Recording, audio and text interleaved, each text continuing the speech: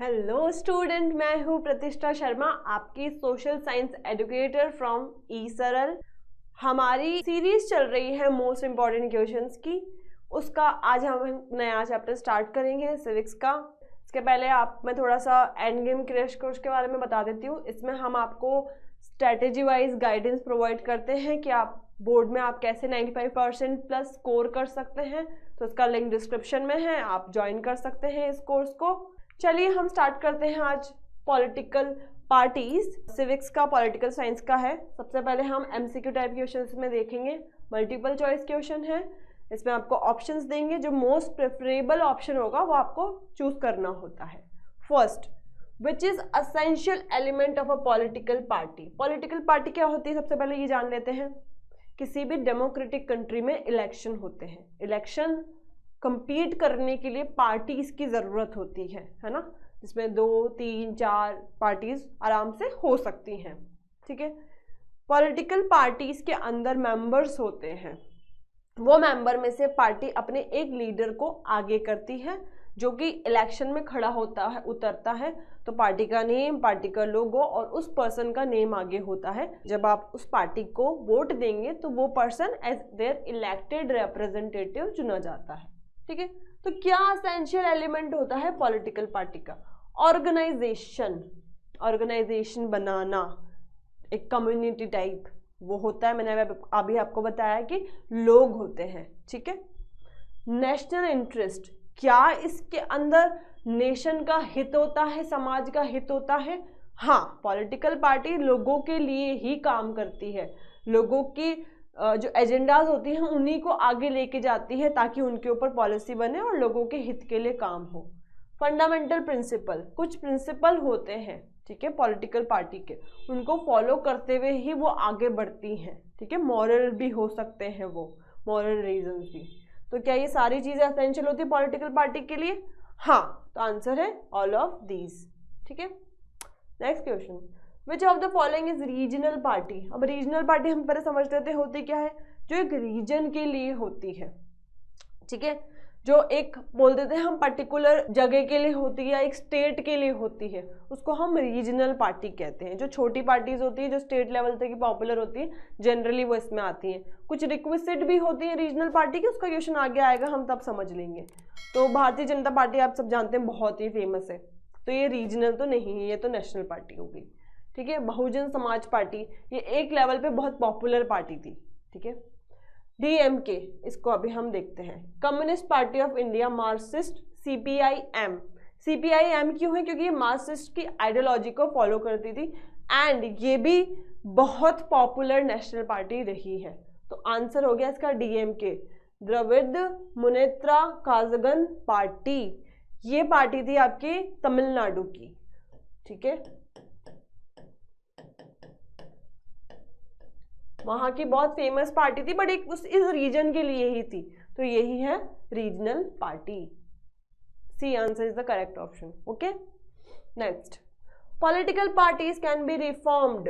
Reformed क्या होता है? रिफॉर्मेशन क्या होता है? चेंज आना, सुधार होना, है ना। तो पॉलिटिकल पार्टीज को कैसे रिफॉर्म किया जा सकता है? By reducing the role of muscle power. Muscle power मतलब कि जो लोग ऐसे ताकतवर होते हैं ना, वो बहुत इजीली पार्टी के टॉप पे पहुंच जाते हैं, और जो बेचारे काम करने वाले लोग होते हैं, जो एक्चुअली लोगों का भला चाहते हैं, वो पीछे रह जाते हैं, क्योंकि अपने दम के पावर पे आगे पहुंच जाते हैं। तो ये हो गया एक तो मसल पावर। तो क्या उसे रिड्यूस करना चाहिए? हाँ, ऑब्वियसली जो डिजर्व करता है उसको वो पोजीशन मिले, भले उसमें मसल पावर हो चाहे नहीं हो। हाँ, इतना मसल तो हो कि भाई खड़ा रह सके, पर ऐसा नहीं हो कि उसे वो ताकत का इस्तेमाल करता हो, लोगों को डरा धमका के वोट लेता हो, या कहीं का बहुत बड़ा गुंडा हो, है ना, वो ना हो। Reducing the role of money, लोग पैसे से ब्राइब देकर वोट खरीद लेते हैं, काम करवा लेते हैं। ठीक है, तो ये भी कम होना चाहिए, तभी ही बाकी सभी लोगों का, समाज का हित हो सकेगा। State funding of election, state fund करता है इलेक्शन में वहाँ की पार्टीज को, तो ये भी ऑब्वियसली कम होना चाहिए, तभी ही रिफॉर्म होगी पार्टीज। तो आंसर क्या हो गया? All of the above. ठीक है, next question, lack of internal democracy. अब डेमोक्रेसी आप सबको पता है क्या है, कि डेमोक्रेसी में आपको सारे राइट्स मिलते हैं, फंडामेंटल राइट्स जो आपके होते हैं, फ्रीडम मिलती है, लिबर्टी मिलती है हर चीज़ करने की, ओपिनियन एक्सप्रेस करने की। तो lack of internal democracy is challenge face by, तो डेमोक्रेसी तो हमने समझा ये इंटरनल डेमोक्रेसी क्या होती है, होता ना किसी भी चीज की शुरुआत करनी हो तो घर से करो, है ना। तो इंटरनल डेमोक्रेसी होना, लेट्स सपोज कि आपकी क्लास है, 9th क्लास है और एक 10th क्लास है, दोनों के बीच में कंपटीशन होने वाला है ना। लेकिन कंपटीशन में कौन लोग उतर रहे हैं, जिन लोगों को जो क्लास टीचर के फेवरेट होंगे शायद वो, या फिर वो जो एक्चुअली में उस कंपटीशन के लिए एलिजिबल हैं, ऐसे लोग हैं जो कि आपको कंपटीशन जितवा देंगे। तो किन लोगों को आप चुनना चाहोगे, ऐसे लोग ना जो आपको जितवा देंगे। तो वो कब पॉसिबल है, जब आपकी क्लास में ही यूनिटी हो, तब आपकी क्लास में ही लिबर्टी हो, आज़ादी हो, आपके पास डेमोक्रेसी हो, तो वो होता है इंटरनल डेमोक्रेसी, अपने आप में ही डेमोक्रेसी होना इंटरनली, है ना। तो इसमें इंटरनल डेमोक्रेसी किस में लैक करती है, कौन है जो चैलेंज फेस करता है, नेशनल पार्टी जो पूरे मतलब लाइक कंट्री में फेमस होती है, नेशनल लेवल की पार्टी होती है, ठीक है। रीजनल पार्टी जो एक पर्टिकुलर रीजन के लिए होती है, पॉलिटिकल पार्टी, और या फिर none of these. National party, regional party तो एक अलग ही कॉन्सेप्ट हो गया, पर ये दोनों कॉन्सेप्ट कहाँ से जनरेट होते हैं, पॉलिटिकल पार्टी से। तभी पॉलिटिकल पार्टी होगी तभी तो वो रीजनल या नेशनल बनेगी।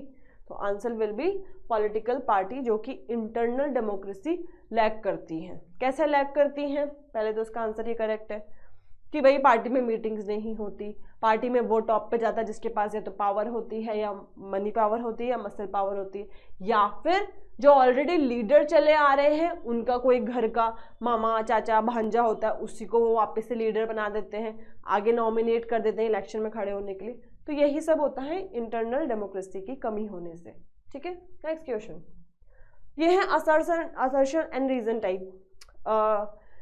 Nationalist Congress Party was formed in 1999। इस तरीके से आप लोगों के इस चैप्टर में कुछ पार्टीज के नेम और उनके ईयर दे रखे हैं, वो इंपॉर्टेंट है, आपको पढ़ने हैं, ठीक है। तो नेशनलिस्ट कांग्रेस पार्टी 1999 में फॉर्म हुई थी, ये करेक्ट है। Reason, it is a major party in Maharashtra and demand for Gandhian secularism.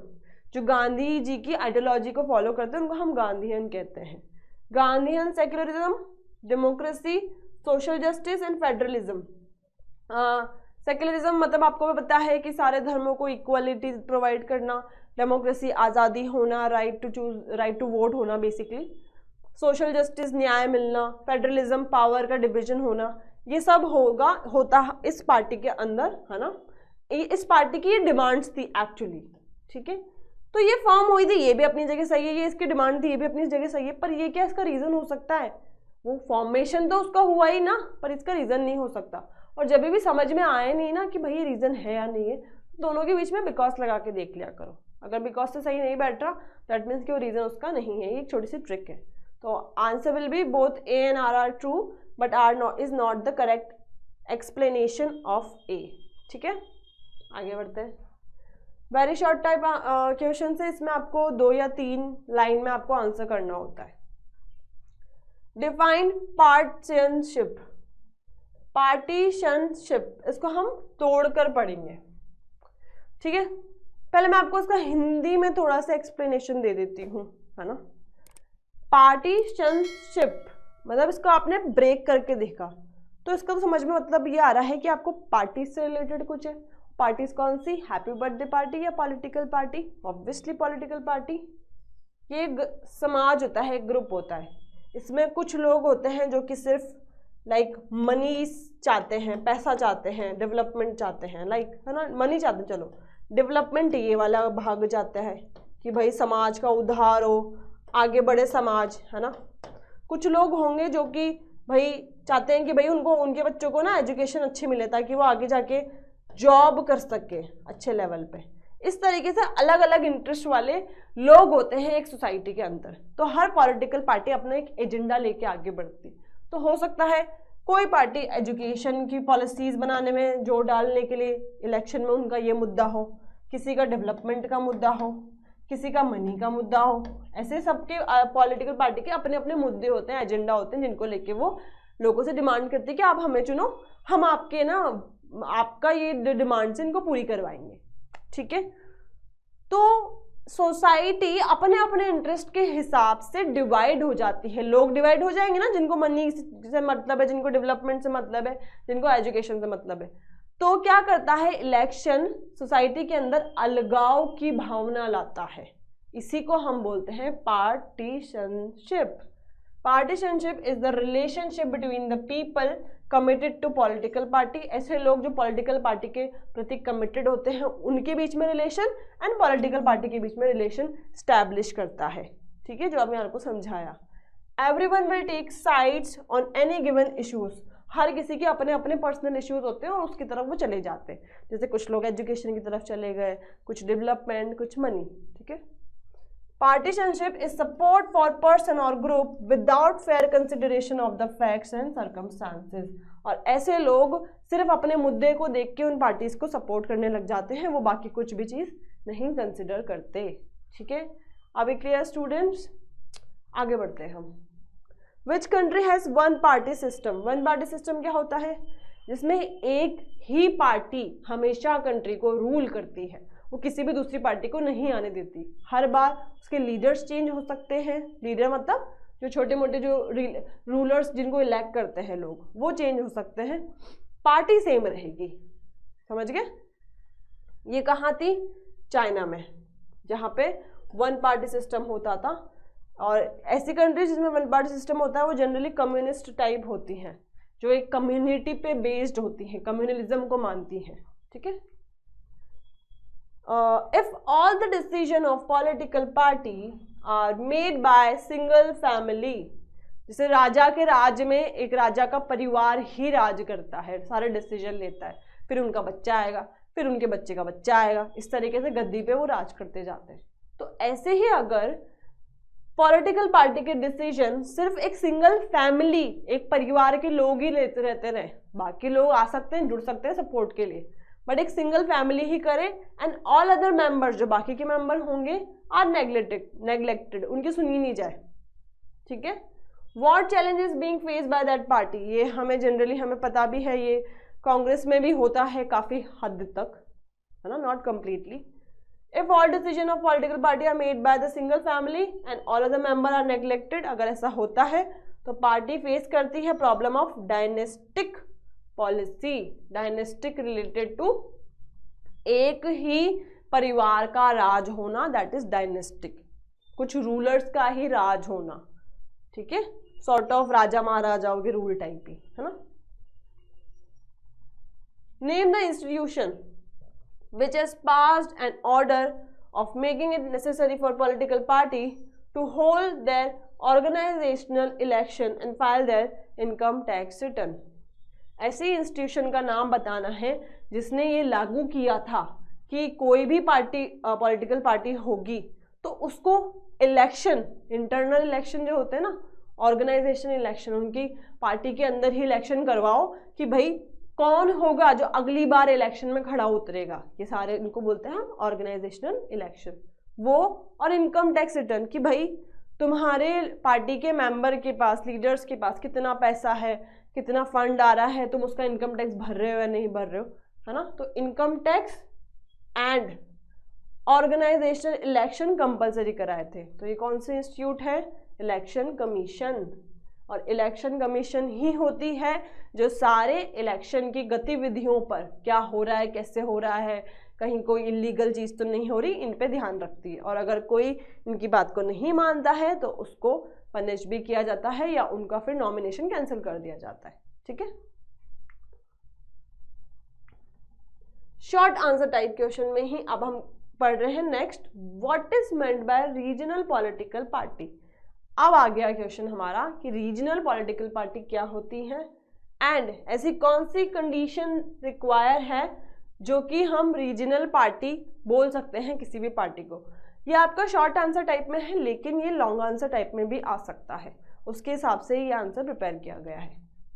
Regional political party क्या होती है? एग्जिस्ट करती है, मतलब होती है, ऑपरेट करती है, काम करती है, and functions and regional level पे काम करती है, स्टेट लेवल पे काम करती है। It give prominence to regional issues, ये रीजनल इश्यूज पे ही, उस रीजन के क्या क्या इश्यूज हैं उन पे मेनली फोकस करती है, specific problem of region, and it has influence only the people of that region, और वहाँ पे जो उस रीजन में रहने वाले लोग हैं उन्हीं की प्रॉब्लम पे ज़्यादा फोकस करती है। It Lay's more stress on regional culture identity, उस रीजन में जो एक कल्चर फॉलो होता है, जो एथनिक ग्राउंड होता है, उसी को लेकर जो भी इश्यूज होते हैं उनको ये रिजॉल्व करवाती हैं, which it wants to preserve and promote, जिसको वो संभालना भी चाहती हैं, प्रिजर्व भी करना चाहती हैं एंड प्रमोट भी करना चाहती है। कौन करना चाहती है? यही पॉलिटिकल पार्टीज। ठीक है। अब कुछ कंडीशन है जो कि जरूरी है रीजनल पॉलिटिकल पार्टी रिकॉग्नाइज होने के लिए, ये समझ लेते हैं हम। It should have pooled at least 6% valid vote in the election to the legislative assembly. Should मतलब होने ही चाहिए हैं, ठीक है। 6% ऑफ टोटल वोट, तो लेजिस्लेटिव असेंबली के जो इलेक्शन होंगे ना उसमें टोटल वोट के एटलीस्ट 6% वोट तो इनके पास होने ही चाहिए हैं, तो ही इनको रीजनल पार्टी कंसीडर करेंगे। भले 7% 8% भी हो, ज़्यादा हो चल जाएगा, पर 6% तो होने ही चाहिए। एंड इट हैड वॉन, मतलब इन्होंने जीता हो at least 2 seats in the legislative assembly election. 6% vote तो हो और 2 सीट्स भी, सीट्स किसको बोलते हैं? जो इन्होंने जीत हासिल करी हो उनको सीट बोला जाता है ना। उन्होंने अपनी सीट, वहां पे उनकी सरकार बन गई हो, है ना, इसको सीट बोलते हैं। ऐसा नहीं कि गद्दियां सीट, ऐसा कुछ नहीं, मतलब उन्होंने ऑक्यूपाई कर लिया हो इलेक्शन के द्वारा एक जगह प्रॉपर, तो ये हो जाती है 2 सीट्स। ठीक है, 2 कॉन्स्टिट्यूएंसी जिनको हम बोलते हैं। Describe any 3 board guideline for devising ways and means for political reform in India. Political reformation के लिए हमें 3 बोर्ड की गाइडलाइन बतानी है, ठीक है, मतलब बोर्ड की 3 गाइडलाइन बतानी है। 3 guidelines for devising ways and means for political reform in India. A law should be made to regulate the internal affair of political party. Internal affair मतलब जो internal matters होते हैं, है ना, कॉन्फ्लिक्ट कर सकते हैं, उनके लिए एक लॉ बनाया जाना चाहिए ताकि उनको रेगुलेट किया जा सके उन इंटरनल मैटर को। Political party should maintain a resistor of its member, एक उनके पास रजिस्टर होना चाहिए या डिजिटल हो, कैसा भी हो, पर उनके जितने भी मेंबर हैं उनके बारे में सारी इन्फॉर्मेशन उसमें लिखी होनी चाहिए। वहाँ पे पॉलिटिकल पार्टी के अंदर ही इलेक्शन करवाने चाहिए कि भाई किसको वो नेक्स्ट नॉमिनी भेजेंगे नेक्स्ट इलेक्शन में, ठीक है। To follow its own constitution and, अपना ही लिखे हुए कुछ set of rules and regulation होने चाहिए जिससे कि वो पार्टी एक दायरे में रहकर काम कर सके। Political parties can B monitored by ordinary citizens, लोग होने चाहिए जो पॉलिटिकल पार्टी को क्रिटिसाइज कर सके। जब तक क्रिटिसिज्म नहीं होगा वो इम्प्रूव कैसे होंगे, ठीक है। प्रेशर ग्रुप होने चाहिए, प्रेशर ग्रुप जो प्रेशर डाले उनके ऊपर। मीडिया प्रेस में उनके ऊपर एक प्रेशर बनाए कि ये पार्टी ने ये प्रोमिसेस किए थे पर ये तो अच्छे से काम नहीं कर रही है, इस टाइप के etcetera. Pressure on political parties can be done through petition, publicity and agitation. भाई हमें एक पटिशन टाइप, एक नोटिस टाइप उनको देना चाहिए कि भाई आप इस तरह से काम कर नहीं रहे हो, है ना। पब्लिसिटी करनी चाहिए कि भाई ये नेगेटिव कामों की देखो, या ये लोग भूखे मर रहे हैं, इन्होंने प्रॉमिस किया था, ये काम नहीं हो पा रहा है। एजिटेशन मतलब प्रोटेस्ट करके, स्ट्राइक करके कि आपने जो वादे किए थे आप वो पूरे नहीं कर रहे हो, ठीक है। इस तरीके से प्रेशर बना के पॉलिटिकल पार्टीज को मॉनिटर किया जा सकता है और उनको सही राह पे लाया जा सकता है, ठीक है। Third, the quality of democracy depend on the degree of public participation. तो जब तक लोग सिर्फ क्रिटिसाइज करते रहेंगे काम नहीं चलेगा। अगर लोग चाहते हैं कि पॉलिटिकल पार्टीज अच्छा करें तो इन्हीं लोगों को उस पार्टी को ज्वाइन करना चाहिए और ग्राउंड लेवल पे जाकर उन पार्टी को अच्छा काम करने के लिए मोटिवेट करो, स्ट्राइक करो, प्रोटेस्ट करो, अगेंस्ट खड़े हो, और फिर ही आप उम्मीद कर सकते हो कि पॉलिटिकल पार्टीज अच्छा करेंगी। It is difficult to reform political party if ordinary citizen do not directly participate. अगर वो पार्टिसिपेट नहीं करेगा तो इम्प्रूवमेंट का स्कोप भी मत रखो ना। And simply criticise it from outside. सिर्फ बाहर से बोलने से कुछ नहीं होगा, वहां पे जाओ, ज्वाइन करो एंड अच्छे से काम करवाओ। What is meant by the defection in the democracy? Explain। ये काफी इंपॉर्टेंट क्वेश्चन है बच्चों। Defection in democracy is political phenomena. It means moving of a person from one party to another party for some personal benefit. अब देखो, आप लोग 2 group बना के खेल रहे हो, है ना, और स्कूल में कंपटीशन चल रहा है।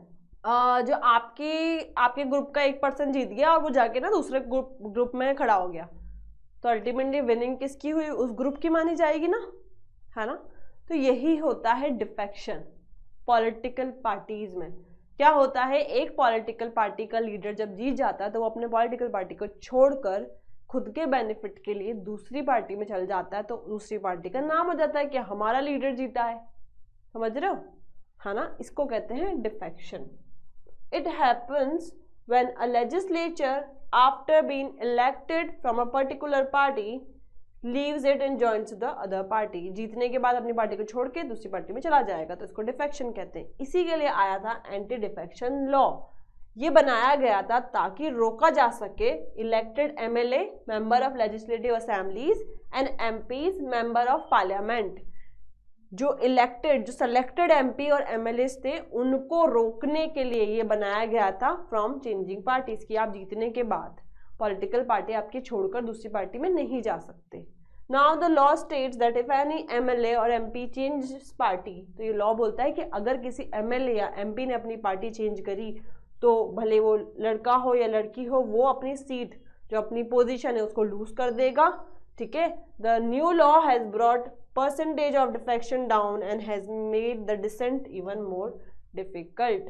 और इसी की वजह से सुधार आया है कि अब लोग अपनी पार्टी चेंज नहीं कर सकते। अगर आप करते हो तो आपके हाथ से आपकी वही सीट जो आपको जीत के मिली थी वो छीन जाएगी। समझ में आया बच्चों? नेक्स्ट क्वेश्चन, ये लॉन्ग आंसर टाइप में है। The name the national political party which gets inspiration from India's ancient culture and values. ऐसी पॉलिटिकल नेशनल पार्टी के बारे में बताना है जो इंडिया के पुराने सभ्यता, कल्चर और वैल्यूज पे चली आती है। Mention 4 feature of that party, और उस पार्टी के हमें 4 फीचर्स बताने हैं। तो ये है भारतीय जनता पार्टी, जो कि आज तो आप सब उसको पार्टी को जानते हैं, बहुत पॉपुलर है। नरेंद्र मोदी जी उसी से बिलोंग करते हैं, अटल बिहारी वाजपेयी उनसे से बिलोंग करते थे, इन सब के नाम भी हम जानते हैं। इसी पार्टी ने इंस्पिरेशन ली थी इंडिया के एंशिएंट कल्चर एंड वैल्यूज से, और उसी वैल्यूज की वजह से आज ये राम मंदिर भी पॉसिबल हो पाया है, क्योंकि पहला स्टार्टिंग पे एजेंडा था इनका। इन्होंने बोला था हम राम मंदिर वहीं बनवाएंगे अयोध्या की उसी जगह पर, और वो उन्होंने करके भी दिखाया है। ठीक है। क्या फीचर है इस पार्टी के? कल्चरल नेशनलिज्म और हिंदुत्व। इनका मेन जो मोटिव है वो हिंदुत्व, हिंदुत्व राष्ट्र। ठीक है, में हिंदू समाज चाहते हैं ये। It's an important element in BJP conception of Indian nationalhood and politics. इनका मानना है कि हिंदुत्व होना चाहिए है ना, इस यही भावना है इनके लिए नेशनलिज्म की। It wants full territorial and political integration of Jammu and Kashmir with India. Jammu and Kashmir को भी ये हमारे इंडिया का पार्ट ही कंसिडर करते हैं, और उसी में ये चाहते थे, जो कि करके दिखाया है 370 हटने के बाद। ठीक है, देखो 2 एजेंडास तो ये कंप्लीट कर चुके हैं ऑलरेडी, है ना। It claims a uniform civil code for all the people living in the country irrespective of religion. Civil code चाहते हैं, मतलब सारी सिटीजन जो भी कंट्री के अंदर रहते हैं उनके लिए एक ही लॉ हो जो वो फॉलो करे। रिलीजन की बेसिस पे लॉज ये नहीं चाहती। It wants to ban on religious conversions. The party wants to get an anti-conversion law to stop religious conversion in country। ये चाहते हैं कि भाई कन्वर्जन रोका जा सके। ये कह रहे हैं कि हिंदू भी मत बनो, पर जो दूसरी कम्युनिटी वाले लोग हैं वो अपने रिलीजन में कन्वर्ट भी नहीं करवाएं। आप चाहो तो हिंदुत्व में कन्वर्ट हो रहे हो, अपनी इच्छा से कर रहे हो, तो इनके अकॉर्डिंग तो ये पूरी तरीके से बैन करवाना चाहते हैं कन्वर्जन। तो एंटी कन्वर्जन लॉ लाना चाहते हैं। फोर्सफुली तो बिल्कुल ही ये बंद करवाना चाहते हैं जो फोर्सफुली कन्वर्जन होते हैं उनको। ठीक है। Next, explain in 4 different manners that political parties are still in the grip of some serious challenges. हमें बताना है कि पॉलिटिकल पार्टीज कैसे आज भी कुछ सीरियस चैलेंजेस फेस कर रही हैं। ठीक है, ऐसे सीरियस चैलेंजेस के बारे में बात करते हैं। First challenge is lack of democracy within the party. वही इंटरनल डेमोक्रेसी लैक करती है। ठीक है, घर के अंदर ही तनाव है मतलब। ठीक है, all over the world there is a tendency in political parties toward the concentration of power in one or few leader at the top. Parties do not keep membership registers, do not hold organizational meeting and do not conduct internal election regularly. तो पहला तो है कि internal democracy lack करती है। कि उसके feature है, कैसे लैक करती है, क्या क्या नहीं होता, मीटिंग्स नहीं होती, इंटरनल इलेक्शन नहीं होते कि नेक्स्ट नॉमिनेशन में कौन खड़ा होगा। ठीक है, रजिस्टर मेंटेन नहीं करके रखते जिसमें कि मेंबर्स का नाम होता है, वो क्या क्या ओन करते हैं प्रॉपर्टी, वो सब नहीं होता। कुछ टॉप के लीडर्स होते हैं, वही बार बार उन्हीं को ही टॉप पोजीशन बार बार मिलती जाती है। ठीक है, next the second challenge is dynastic succession. कि अगर एक परिवार एक पार्टी पे रूल कर रहा है तो फिर उसी के परिवार के बच्चों को ही टॉप लीडर की पोजीशन दी जाती है। ये होता है dynastic succession, where the top position of party are always enjoyed by the member of one particular family। एक फैमिली के लोगों को टॉप पोजीशन दी जाती है। This trend is harmful for other member of the party as well as for democracy। तो ये जो दूसरे मेंबर्स हैं जो कि डिजर्व करते हैं टॉप पोजीशन पे आना, उनके लिए हानिकारक चीज़ है। This tendency is present in some major all over the world। और ये पूरे वर्ल्ड में ही कहीं ना कहीं अभी भी है। Third challenge is about the growing role of money and muscle power. जिसके पास पैसा है, जिसके पास ताकत है, वो टॉप पोजीशन पर रहता है क्योंकि पार्टी को पता है कि भैया अपनी मसल पावर से या मनी पावर से वोट्स खरीद सकते हैं। Which is specially observe during election. Rich people and companies who give fund to the parties always have a say on policies and decision on the party. जिस भी leader के पास muscle power या फिर money power होती हैं वो उनको खड़ा भी करते हैं, एंड जो पार्टी पॉलिसीज बनाते हैं, डिसीजन लेती है, उसमें भी उनकी पॉइंट्स को सुपीरियरिटी दी जाती है। फोर्थ चैलेंज है is that very often parties do not seem offer a meaningful choice to the voter. In our country, the difference among all the major parties on the economic policies have reduced. तो इसमें देखा जाता है कि parties generally voters को ज़्यादा choice provide नहीं करती। मतलब कि वो उनका एक ही टॉप मोस्ट लीडर होता है जिसको वो रिपीट करती जाती है, जिसकी सेम पॉलिसीज होंगी, है ना, या सेम इमेज होगी। ठीक है, Sometimes the same set of leaders keep shifting from one party to another। और वही रूलर या लीडर्स कई बार होते हैं कि पार्टीज भी चेंज कर लेते हैं, दूसरी पार्टी से भी फिर वही सेम लीडर आ जाता है। तो लोगों के पास चॉइस ही नहीं बचती कि भाई किसको चुनना है ना। उनके पास वही गिने चुने लोग रहते हैं, वही ऑप्शंस अवेलेबल रहते हैं। ठीक है, नेक्स्ट आता है हमारा case based question. Case based question में हमें पता है केस रहेगा, उसे हमें पढ़ना है और क्वेश्चंस रहेंगे, केस के अकॉर्डिंग हमें उनके आंसर देने होते हैं। Read the following passage and answer the question that follow. The recent efforts and suggestion in our country to reform political party and its leader. Reformation के लिए कुछ तरीके बताए गए थे। The constitution was amended to prevent elected MLA and MPs from changing parties. This is done because many elected representatives were indulging in defection in order to become ministers or for cash rewards. Now the law says that if an MP and MLA changes political party, she will lose the seat in the legislature. तो इन्होंने यहाँ पर बोला है कि constitution ने अब ये लॉ ला दिया है कि अगर कोई भी MP या MLA अपनी पार्टी चेंज करता है जीतने के बाद, तो उसको पनिशमेंट दी जाएगी एंड उसको वो सीट से हाथ धोना पड़ेगा, वो जो जीता है। इसी को बोलते हैं, अगर जो पार्टी चेंज कर रहे हैं जीतने के बाद, डिफेक्शन, और इस लॉ को बोलते हैं एंटी डिफेक्शन लॉ। ठीक है, ये नए लॉ ने हेल्प किया है डिफेक्शन को डाउन करने में, और सेम टाइम पर इसने this has made even dissent more difficult. MP and MLA have accept whatever the party leaders decide.